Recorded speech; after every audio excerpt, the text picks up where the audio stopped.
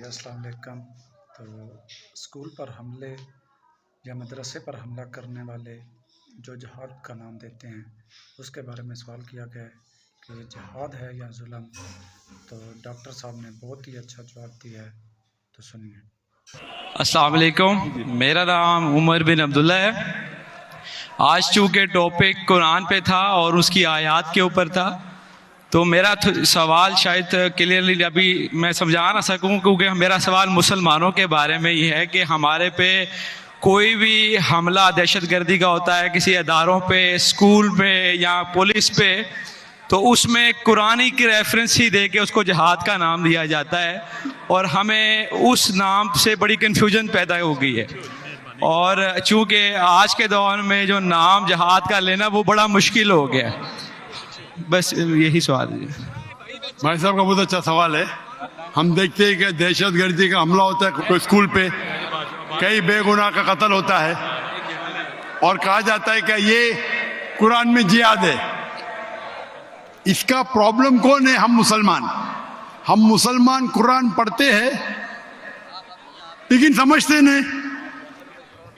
میرے بیٹے نے تقریر کی تھی کراچی میں، کیا قرآن کو سمجھ کے پڑھنا ضروری ہے؟ اگر ہم قرآن کو سمجھ کے پڑھیں گے اور قرآن کو سمجھیں گے تو کوئی بھی دہشت گرد آپ کو بیوقوف نہیں بنائے گا۔ آپ بیوقوف بن جاتے کیونکہ وہ دہشت گرد بولتا ہے کہ اسکول میں اٹیک کرو، بچوں کا قتل کرو، آپ جنت جائیں گے۔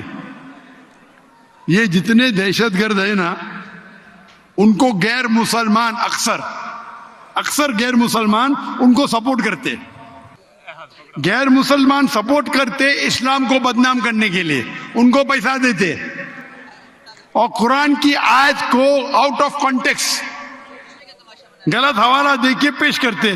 آپ اگر قرآن مجید کو سمجھ کے پڑھیں گے، میں نے تو تقریر میں کہا ہے، اگر ایک آیت ہر مسلمان جانے، سورہ مائدہ کی سورہ نمبر 5 آیت نمبر 32، اگر کوئی بھی بے گناہ کا آپ قتل کرتے، چاہے مسلم یا غیر مسلم، سوا قتل کے بدلے قتل، یا اگر زمین پہ فساد پیدا کر رہا ہے، یہ دو کے علاوہ اگر کوئی انسان مسلم یا غیر مسلم دوسرے کوئی انسان مسلم یا غیر مسلم کا قتل کرتا ہے، گویا کہ ساری انسانیت کا قتل کر رہا ہے۔ اور اگر ایک انسان دوسرے انسان کا، چاہے مسلم یا غیر مسلم ہو، اس کی جان بچاتا ہے تو گویا کہ ساری انسانیت کی جان بچا رہا ہے۔ اگر یہ آیت آپ اپنے دماغ میں ذہن میں رکھے تو کوئی بھی دہشت گرد آپ کو بیوقوف نہیں بنا سکتا ہے۔ غلطی کس کی؟ آپ کی۔ ڈاکٹر ذاکر نائک نے کہا ہم جا کے چیک کریں گے، گھر پہ جا کے کھولو سورہ مائدہ سورہ نمبر 5 آیت نمبر 32 ترجمہ پڑھو، اور آپ کو پتا ہے کہ قرآن میں کبھی بھی کانٹرڈکشن نہیں ہے، کبھی بھی ٹکرار نہیں ہے۔ تو ایک آیت آپ کے دماغ میں آپ یاد کر لو، کوئی بھی دہشت گرد آپ کو بیوقوف نہیں بنا سکتا ہے۔ غلطی کس کی؟ آپ کی۔ یہ غیر مسلمان کیا کرتے ہیں؟ کچھ مسلمان کو بھڑکاتے ہیں اور کچھ قرآن کی آیت اور حدیث کو آیت کو توڑ مروڑ کے پیش کرتے ہیں، اور وہ کیا کرتے؟ اپنے نوجوان مسلمان کو بھڑکاتے۔